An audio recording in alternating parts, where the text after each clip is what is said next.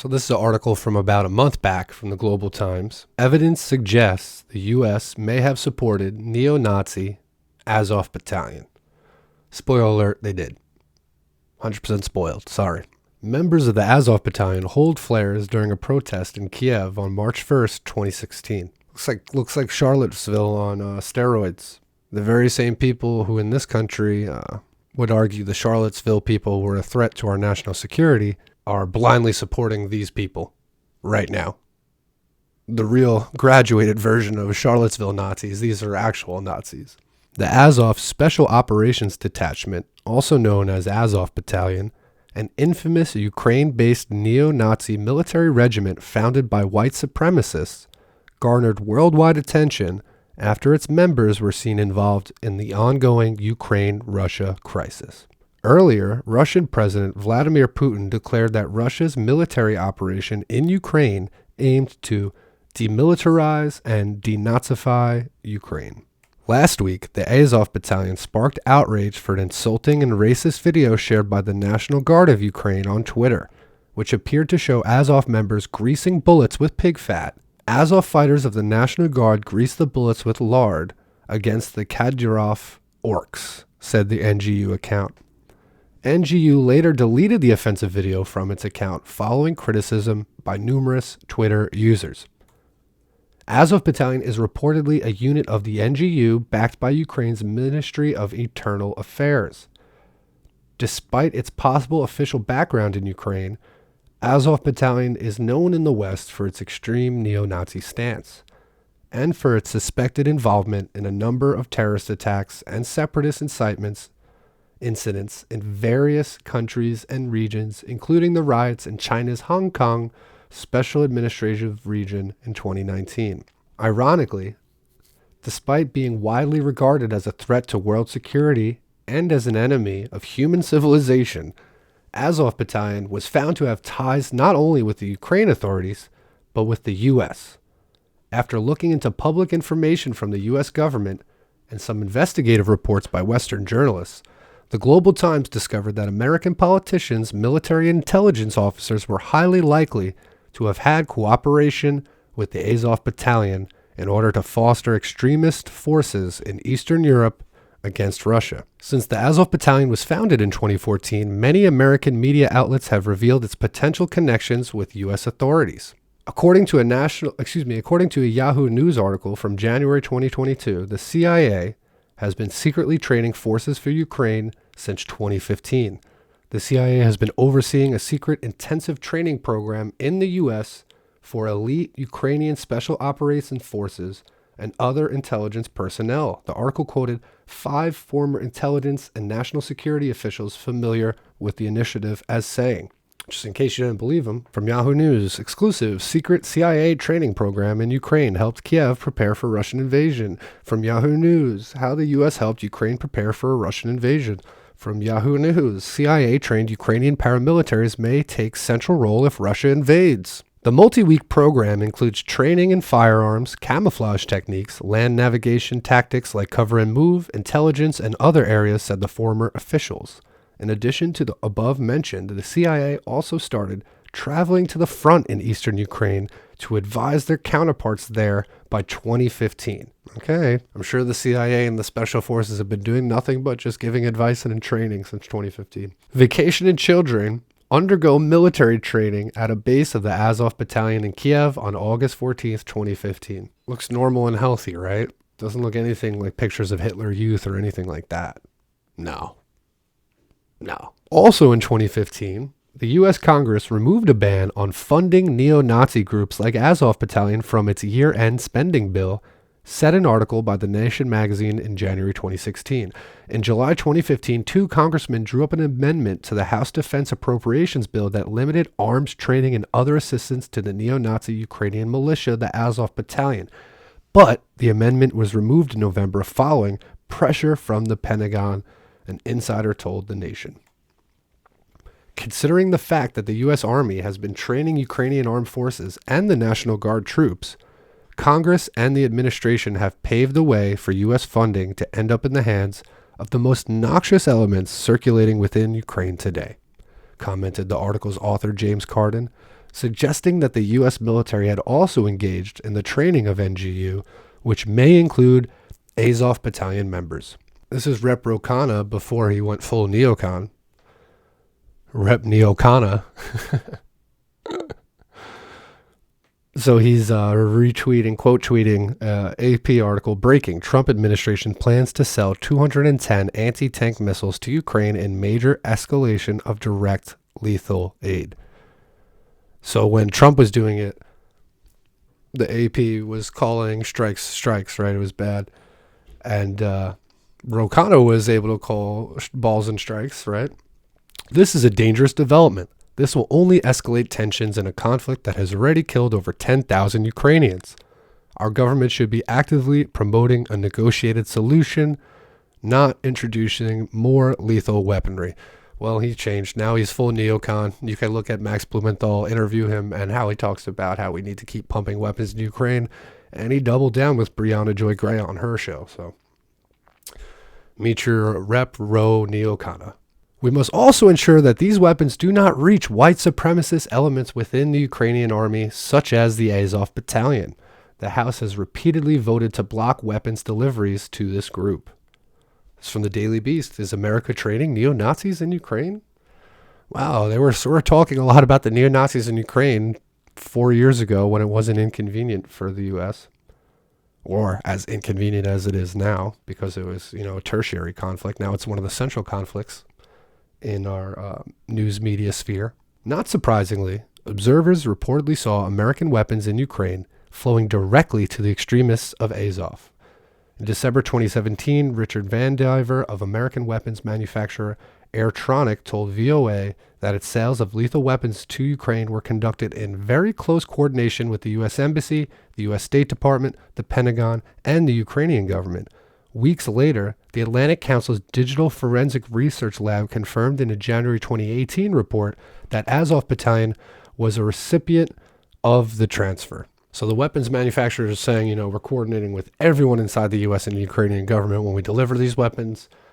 And even the Atlantic Council, which is the biggest neocon think tank on the planet, confirming and admitted that they're going straight to the Azov. There must be some connections between Azov Battalion and the U.S., especially U.S. intelligence agencies, says Li Wei, an expert on national security at the China Institute of Contemporary International Relations. Supporting Ukraine's neo-Nazis serves the U.S. own interests, Lee told the Global Times. By inciting conflicts between Ukraine and Russia, the U.S. has weakened Russia and further pushed Ukraine to NATO. It has also improved its relations with Europe, which has become more strategically dependent on the U.S. The U.S. is really the biggest beneficiary of Russia-Ukraine tensions. They always say, follow the money, who has the most to gain. Pretty good guiding principles when you're trying to look into world affairs. In late 2021, the U.S. was one of just 2 countries to veto a United Nations draft resolution, quote, combating the glorification of Nazism, neo-Nazism, and other practices that contribute to fueling contemporary forms of racism, end quote. The other was Ukraine. Both countries have consistently voted against this resolution every single year since 2014, wrote an article of American magazine Jacobin in 2022.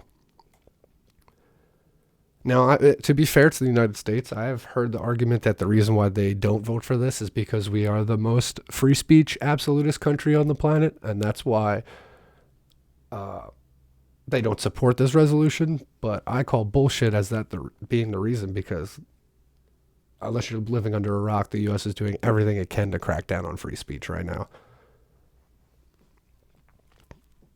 Sure, they're not pulling people up out of the town square or burning all the textbooks out in the open right now, but they're removing people from the internet and digitally, removing their ability to speak truth to power.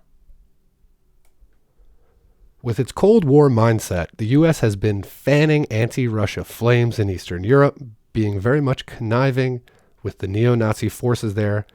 International relations scholars criticize. We've seen the U.S. support or assist terrorist groups like Al-Qaeda and ISIS, Lee said. The U.S. messes with the world for its own geopolitical interests. You don't say Evil doings around the world. I mean, we've supported, Al Qaeda in Afghanistan. We support ISIS in Syria. He's not wrong. We're willing to arm any extremist in order to further our own geopolitical interests, and our own geopolitical interests are the interests of like the 5,000 people who run this country, not a common American. Evil doings around the world. In December 2019, some Ukrainian neo-Nazis, including AZOV Battalion members, were seen at separatist riots on the streets of Hong Kong, causing panic among local citizens, Hong Kong media reported. It was not the first time the AZOV Battalion members were involved in terrorist or violent incidents. In March 2019, 51 people were killed at 2 mosques in Christchurch, New Zealand, in a mass shooting by Australian Brenton Tarrant. Tarrant, who displayed a symbol used by AZOV Battalion during the attacks, claimed in his manifesto that he had traveled to Ukraine, according to an article published on the website of the Atlantic Council. U.S. media in September 2019 reported an attempted terrorist attack by an American soldier who tried to bomb a major American news network. The soldier, Jarrett William Smith, arrested by the FBI, said that he planned to travel to Ukraine to fight with violent far-right group AZOV Battalion, ABC reported that month. Inside Ukraine, AZOV Battalion is also infamous for its evil in the eastern region. It was accused of displacing residents after looting civilian properties between November of 2015 and February of 2016, according to a 2016 report by the UN Office of the High Commissioner for Human Rights. The report also accused AZOV Battalion of raping and torturing detainees in the Donbas region during the period. It violated international law as well as the Minsk agreements, the report said. Oh, well, it's pretty obvious we've been supporting these people. We support unsavory characters around the world. This article barely scratches the surface of our involvement. The United States supports 80% of the world dictators. The United States is steadfast allies with Israel and Saudi Arabia. That's all you need to know about our moral clarity on any issue. We have none. Check this video out. Even The Intercept had to do some journalism about Ukraine's war crimes because they're becoming so apparent. I'm pretty sure there's war crimes going on from both sides over there. It's a war. And war is completely unfair and brutal. And innocent people die in droves all the time. But to pretend this is a just war for either side, to pretend that one side is a evil force and one side is a just force, is just absolutely juvenile to think that way, and you've completely been propagandized if you think like that. Just watch this video.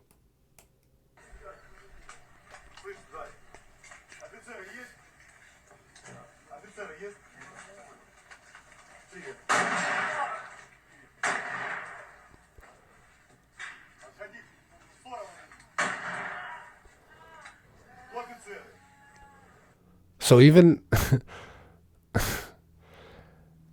in a video that's clear as day showing Ukrainian war crimes of Russian POWs getting their kneecap shot, being tortured. This is torturing POWs and possibly execution of POWs, as the video will go on to explain. But even in a video showing these horrendous crimes, listen to this sentence. Amid overwhelming evidence that Russian forces have committed war crimes in Ukraine.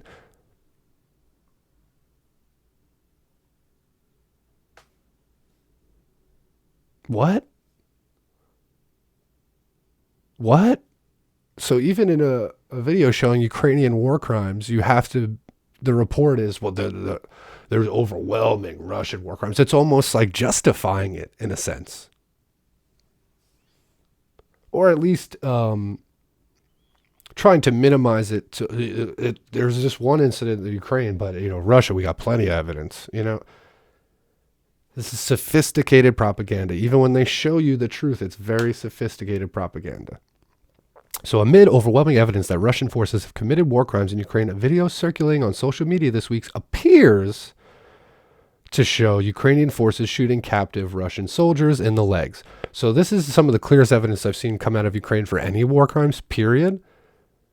And they're using qualifier words like appears to show them shooting the Russian captives. And it's further qualifying that within the context of amid overwhelming evidence that Russian forces have committed. So for the very clear evidence, it's appearing so, right? Leaving plausible deniability. And then they're sandwiching that within the context of Russia definitely committed war crimes. So they don't have any standards here. There's no standards within this sentence. Sorry, but I just have to show, I have to make that known, that how disingenuous Western media is all the time.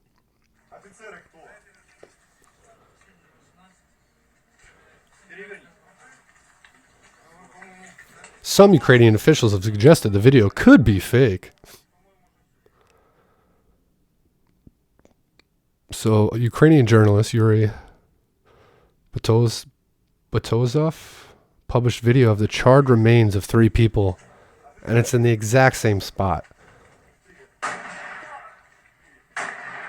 Looks like these guys we saw getting shot were burned, either dead or alive.